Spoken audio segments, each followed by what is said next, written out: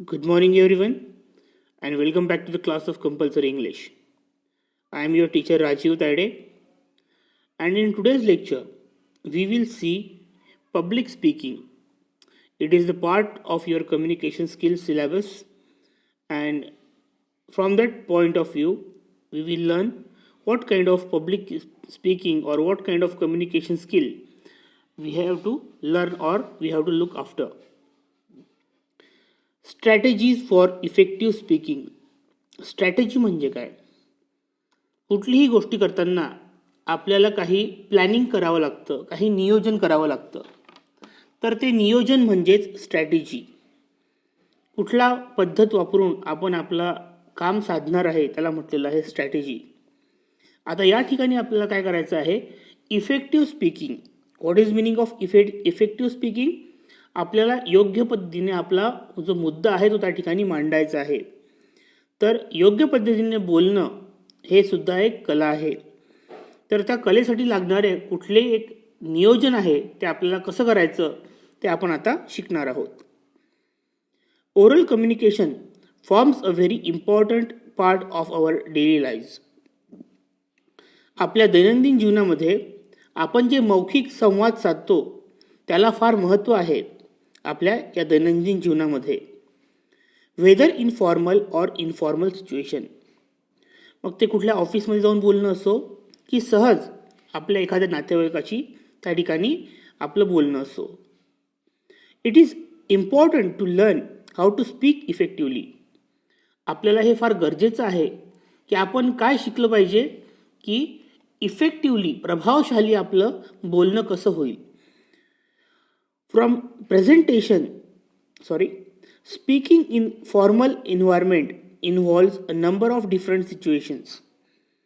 आता आपण ज्या ठिकाणी ऑफिशियल लँग्वेज वापरतो किंवा ऑफिसमध्ये जाऊन जेव्हा बोलायचं आपलं काम पडतं फॉर्मल, ज्याला काय म्हटलं आहे ऑफिस लँग्वेज. तर ज्या ठिकाणी आपल्याला ऑफिसमध्ये जाऊन बोलायचं काम पडतं, ज्या ठिकाणी आपल्याला ती एक प्रमाण भाषा वापरण्याचं काम पडतं, तर तशा वातावरणामध्ये खूप साऱ्या सिच्युएशन म्हणजे तशा प्रकारच्या स्थिती, तर त्या स्थितीमध्ये खूप साऱ्या असू शकतात. म्हणते from presentation, speeches, group discussions and interviews to participating in meetings with clients or suppliers. मग आता त्यामध्ये कोणकोणत्या गोष्टी आल्या? प्रेझेंटेशन. आपल्याला एखादं प्रेझेंटेशन दाखवायचं असेल, सादरीकरण त्या ठिकाणी करायचं असेल तर आपली भाषा कशा प्रकारची असली पाहिजे. स्पीचेस. आपल्याला एखाद्या ठिकाणी भाषण द्यायचं असेल तर आपली भाषा किंवा आपण कसं बोललं पाहिजे. Group discussion. आपण 4 लोकांसोबत एखादी गोष्ट डिस्कस करतोय तर तेव्हा आपली भाषा, आपली बोलण्याची पद्धत कशी असली पाहिजे. इंटरव्ह्यूज. आपल्याला एखाद्या ठिकाणी आपला मुलाखत जर द्यायची असेल तर त्या ठिकाणी आपण कसं बोललं पाहिजे. To participating in meetings with clients. किंवा आपला एखादा कोणी क्लायंट असेल, क्लायंट म्हणजे जो आपल्याला एक साधन असते आपलं पैसे मिळवून देण्याचं, तर तो व्यक्ती आपल्यासोबत कशाप्रकारे, त्याच्याशी आपण कशाप्रकारे बोलू हे आपल्याला त्या ठिकाणी फार महत्त्वाचं ठरतं त्याच्याशी बोलणं. One needs to know how to speak effectively in all such interactions. या सगळ्या लोकांसोबत इंटरॅक्ट करताना, बोलताना किंवा संवाद साधताना आपण कशाप्रकारे बोललं पाहिजे ते आपल्याला या ठिकाणी बघायचं आहे. Here are some key strategies that will help you became an effective speaker. तर या ठिकाणी काही एक मुद्देसूद अशा काही प्लॅनिंग्ज आहेत, काही नियोजन आहेत जे आपण या ठिकाणी बघणार आहोत आपल्याला एक प्रभावशाली वक्ता बनण्याकरिता. Voice quality. सगळ्यात महत्त्वाची जी क्वालिटी आहे बोलतानाची तर ती आहे आपली व्हॉइस क्वालिटी. आपल्या बोलण्याचा जो आवाज जो आहे आपला तो कशा प्रकारचा असला पाहिजे. This means you need to be aware of how your voice sounds when you are speaking to someone. हे फार महत्त्वाचं आहे की तुम्ही कोणाशी बोलताना तुमचा आवाज कशा प्रकारे येतोय हे फार महत्त्वाची गोष्ट आहे. Your voice must be loud enough to be heard but not so loud that it feels that you are shouting. तुमचा आवाज तेवढाच मोठा असला पाहिजे की सर्वांपर्यंत तो पोहोचला पाहिजे. ना की प्रत्येकाला असं वाटेल की हा या ठिकाणी काय करतोय, आरडाओरड करतोय. आता कुठल्याही आपण एखाद्या चांगल्या स्पीकरचं जर उदाहरण घेतलं, कुमार विश्वास झाले किंवा मग आपल्या शशी थरूर झालेत, इव्हन अटलजींपासून मोदीजींपर्यंत जे काही लोक प्रवक्ते जे आहेत ते बोलतात, त्यांच्या बोलण्याच्या स्टाईलला तुम्ही फॉलो करा, त्यांना बघा त्यांचा आवाज कशा प्रकारचा आहे, ते ओरडतात का बोलताना. तर यावरून त्यांची जी व्हॉइस क्वालिटी आहे ती त्या ठिकाणी आपल्याला कळून येते. Regulate your volume and pitch so that it is neither too high nor too low. तुमचा जो आवाज आहे त्याला म्हणते नियंत्रित करा, जो की ना की खूप मोठा असला पाहिजे, ना की खूप कमी असला पाहिजे. Remember that everyone should hear you speak, not just the people closest to you. हे लक्षात घ्या आणि आठवणीत ठेवा की प्रत्येकापर्यंत तुमचा आवाज गेला पाहिजे, ना की फक्त जे तुमच्या जवळ बसलेले आहेत त्यांनाच तुमचा आवाज ऐकू गेला पाहिजे. Project your voice instead of shouting.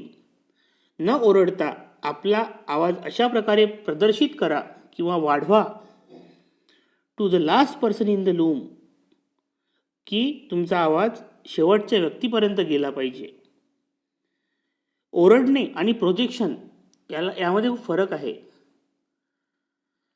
आपल्याला कळलं पाहिजे की त्या शेवटच्या व्यक्तीपर्यंत आपला आवाज पोहोचेल यासाठी मला किती आवाज वाढवावा लागेल, आवाजाचा पेस कसा असला पाहिजे, शब्द कुठले असले पाहिजे, तर त्यावरती ह्या सगळ्या गोष्टी अवलंबून आहेत. नंतर सगळ्यात महत्त्वाची गोष्ट आहे ब्रेथ कंट्रोल. ब्रीथ कंट्रोल, आपल्या श्वासांवरती नियंत्रण. आपण बघतो भरपूर लोक बोलताना लांबलचक वाक्य म्हणतात आणि नंतर त्यांचा श्वास पुरत नाही आणि नंतर त्यांचा आवाज एकदम गायब होऊन जातो. बहुतेकदा गाणं म्हणताना आपल्याला ही गोष्ट लक्षात आली असेल की एखादा सूर लांबवताना आपण तो इतका लांबवतो की त्यानंतर आपल्याला पुढचे शब्द म्हणण्यास थोडी कठीणाई जाते. त्याला म्हटलेलं आहे ब्रेथ कंट्रोल. पहा यांनी काय म्हटलेलं आहे, we forget how important it is to breathe when we speak. आपण बहुतेकदा विसरून जातो की बोलताना श्वास घेणं किती महत्त्वाचं आहे ते. If you get nervous we tend to shorter breaths. जर आपण नर्वस झालो, नर्वस म्हणजे आपल्याला थोडंसं अवघडल्यासारखं बोलताना वाटलं कुठे स्टेजवरती चढल्यावरती, तेव्हा आपल्या श्वासांचा जो एक रेट आहे फ्लो होण्याचा, तर तो वाढून जातो. आपण पटपट श्वास घ्यायला लागतो. And so have to pause frequently while speaking. आणि म्हणूनच बोलताना आपल्याला बहुतेकदा थांबावं लागतं. Sometimes in the wrong places. आणि कुठे कुठे तर पूर्ण वाक्य कंप्लीट न करता सुद्धा आपण थांबून जातो. त्यांना म्हटलेलं आहे wrong places. Taking deeper breaths not only helps you speak clearly and for a reasonable amount of time, it helps you to regulate your volume better and amount of time and helps you relax, making for a more effective speaking technique. लांब लांब श्वास घेणे यामुळे ना की तुम्हाला स्पष्टपणे बोलता येईल, परंतु तुम्हाला एक पर्टिक्युलर टाईमसुद्धा मिळेल आपलं म्हणणं मांडण्याकरिता. खूप घाईघाईने बोलल्यास आपल्याला आपलं म्हणणं समोरच्यापर्यंत व्यवस्थित पोहोचतसुद्धा नाही आणि आपल्यालासुद्धा बोलताना त्रास होतो. आणि त्यामुळे आपलं जे बोलणं आहे ते रेग्युलेट करणं, त्याच्या आवाजावरती नियंत्रण ठेवणं, यामुळे आपण त्या ठिकाणी काय करतो म्हणते स्वतःला रिलॅक्स फील करवतो. Making a more effective speaking technique. आणि त्यामुळे आपली जी बोलण्याची तंत्रज्ञान आहे ते काय होते खूप जास्त प्रभावी होते. क्लॅरिटी. क्लॅरिटी म्हणजे स्पष्टता. Make sure you pronounce and enunciate clearly. तुम्ही ही गोष्ट नक्की खात्री करून घ्या की तुम्ही जे बोलताय ते बरोबर उच्चारलं जात आहे आणि ते समोरच्यापर्यंत व्यवस्थित पोहोचत आहे. नर्वसनेस और bad habits may make us speak softly और थ्रू क्लोज लिप्स और क्लेंच्ड टीथ. आता बघा, जेव्हा आपण नर्वस होतो, नर्वस म्हणजे आपण घाबरून जातो, किंवा आपल्याला एखादी बॅड हॅबिट असते, कोणाला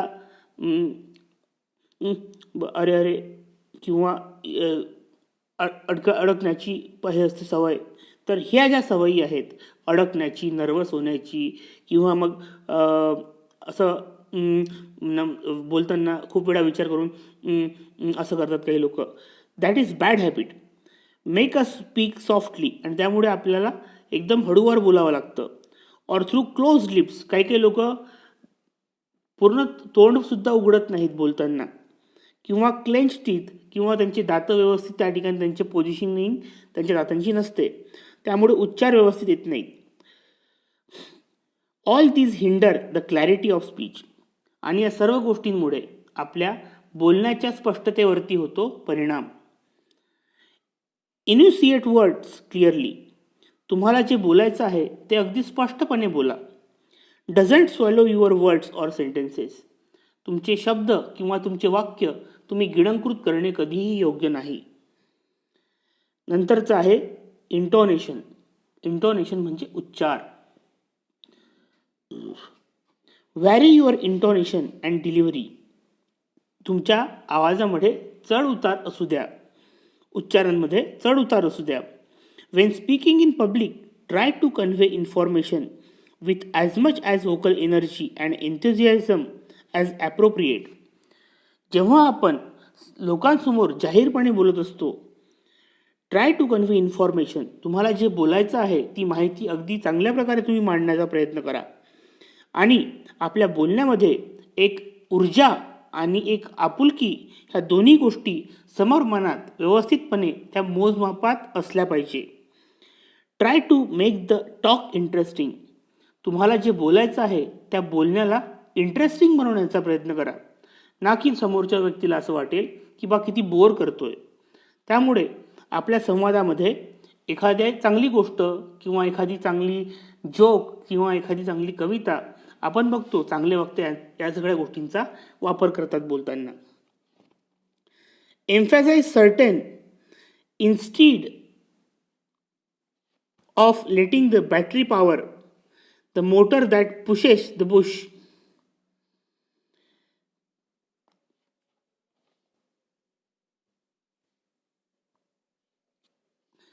Instead of letting the battery power the motor that pushes the bush, what if you did the opposite?